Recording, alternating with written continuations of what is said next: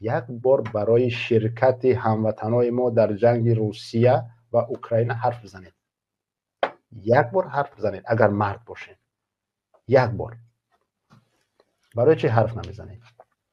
چون به خودتون این خوش نمیاد. هیچ فرقی من نمیبینم که یک نفر رفته است بر مقابل هر کسی باشه در بهار عرب شرکت کرد. خب همین گونه امروز نفری رفته است از طرف روسیه در تجاوز، یعنی که چی است، شریک است، بالای مردم اوکراین ظلم میکنه. هر چی باشه. برای چی اینها را ما حالا طرفدار نیستیم که پدر مادر اینها را نزد ارچه بیارین، اما سوال این جمعیت که برای چی شما این کار نمیکنین در این مسئله؟ برای چی؟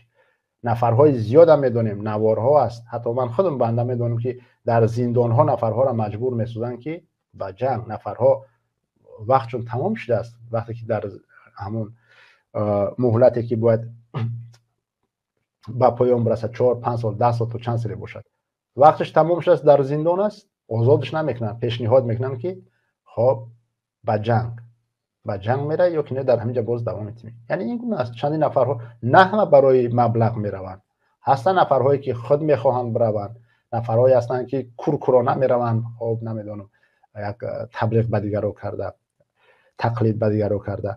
بعضا نفرهای دیگر مجبور میبرند، بعضا نفرها را نمیتونن به وطن برگردن، میدونن که در وطن مشکلی دارن، از جای کار یعنی سکرشنی میشه. بعد میرود سوال میکند که برای چی من از کار مرا اخراج کردن؟ میگن خب جای کار نمیرسد، اما اینجا ما الټرناتیو داریم. خب این اجاره امضا کن، تو میتونی که ماهانه 200,000 300,000 بدی. یک نفری که برای فرداش نان خوردن نداره 100 300,000 در جاش پیشنهاد میکنن، چی فکر میکنید؟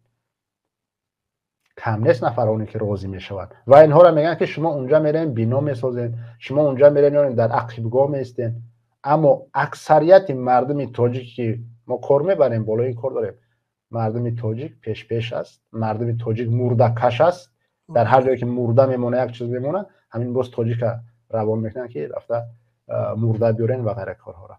این چیز است. برای چی اگر که خونجگر باشه رحمانوف درباره اوکراین یک حرفی نمیزند؟ برای چی؟